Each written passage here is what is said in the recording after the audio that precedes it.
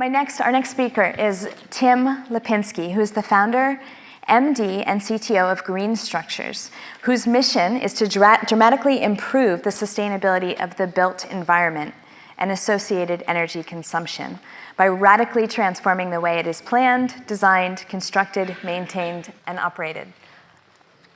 Thank you. Over to you. Right. Thank you very much. I'm very honored to be here.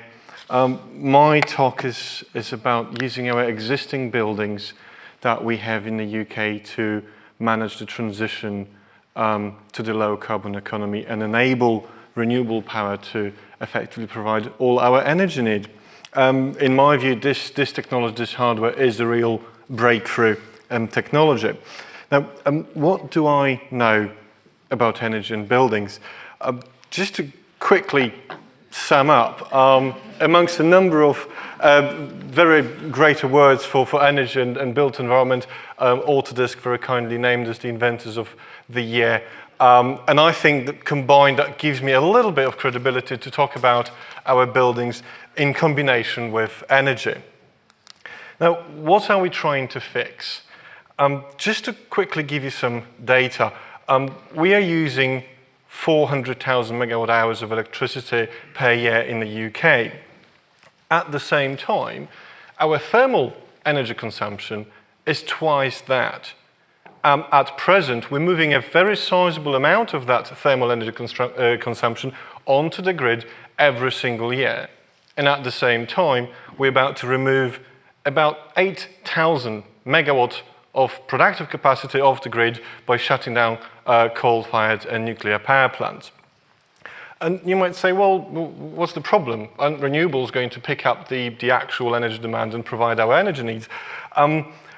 There is an example of Denmark. They've already tried that. They've got 20% of productive capacity coming from renewables. And at the moment, they are the world's biggest exporters of energy when nobody needs it. Norway and Sweden don't mind that model because they're busy pumping water uphill when there's no demand for electricity, only to sell it back to Denmark a few hours later at a hefty premium. Now, something is distinctly wrong with that model.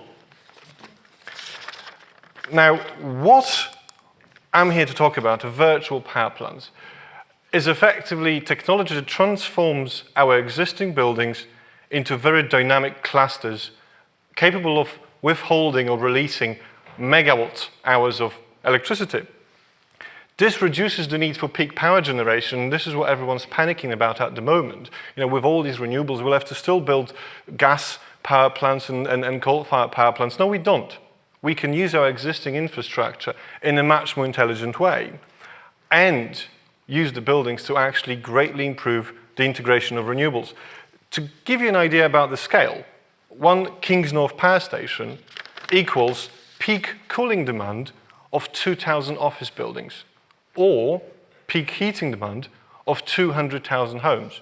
We've got this infrastructure already across the whole country to actually replace the capacity of Kingsnorth. And if you think about the value of that, replacing Kingsnorth, which is due to shut down in 2013, will cost us £2 billion. So we're talking about massive infrastructure costs that we can actually avoid using breakthrough technologies. So combining heating and cooling with thermal energy storage, which is what I'm talking about, can take comfort systems offline without any impact on users. So, to wrap up, thermal energy storage will change the way we see buildings from energy sinks to active and intelligent energy managers. What we're trying to break through here, at the moment, the interests of users, consumers, producers, and distributors of energy are not aligned. And this is one of the factors that is actually limiting innovation. We can see some fantastic new movements from UK government. If you look at the Energy Bill consultation, it's looking at introducing capacity payments to corporate clients that could actually benefit from withholding consumption and actually be paid for it along the lines of current DNOs, of distributed network operators, which is one of these enabling legislations that can actually pay people for shifting the load. That's all I had to say today. Thank you very much for listening to me, and I look forward to questions afterwards.